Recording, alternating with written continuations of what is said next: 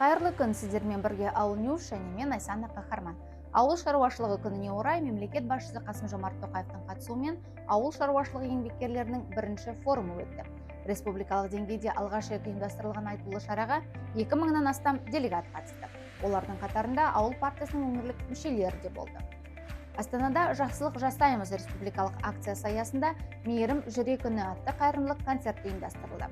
Ауыл партиясының төрағасы Серік Егізбаев барлық бала осындай бақытты болсын деген ырыммен ауыл партиясының ауыл нақыштары байқауының бақытты балалық шақ бейнеленген жеңімпаз туындысын сыйға тартты. Мәжілістің апта сайынғы отырысында ауыл партиясының төрағасы Серік Егізбаев ағымдағы жылдың егін жинау жағдайы туралы, Алтан Сәуле Серіков ауыл колледждері жанынан шетелдік оқу орындарын ашу туралы депутаттық сауал жолдады.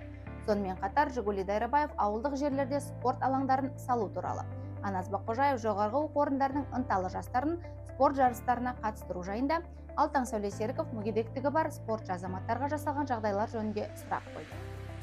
Ауыл партиясы мен ұлттық волонтерлік желі заңды тұлғалар бірлестігі арасында жасалған ынтымақтастық меморандум аясында волонтерлікке оқыту жалғасын табуда. Осыған дейін бұл шара Шығыс Қазақстан мен Атырау облыстарында өтті. Ал Астанада оқыту бағдарламасы Қазақстан Республикасы ұлттық академиялық кітапханасында ұйымдастырылып, оған ауыл партиясы орталық аппаратының қызметкерлері, Мейірім құшағы отбасы әйелдер және балалар ісі жөніндегі комиссиясының Астана қаласындағы мүшелері жастар қатысты. Оқу курсының қорытындысында қатысушылардың барлығына халықаралық деңгейдегі арнайы сертификат табысталды. Ауыл партиясының атына сайланған Мойынқұм аудандық мәслихат депутаты Бағлан Жүнісбеков Қазақстан Республикасы денсаулық сақтау министрлігінің атынан денсаулық сақтау ісіне қосқан үлесі үшін төсбелгісімен марапатталды. Түркістан облысында ауыл партиясы атына сайланған облыстық мәслихат депутаты Төрегелді Қалмұратов Келес ауданының құрметті азаматы атанды.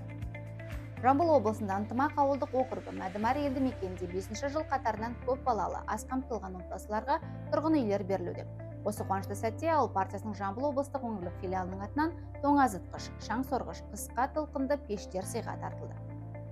Осы да өзге жаңалықтарды біздің әлеуметтік желілерден таба аласыздар. Ауыл аман, ел еңселі болсын. Келесі аптада жүздескенше.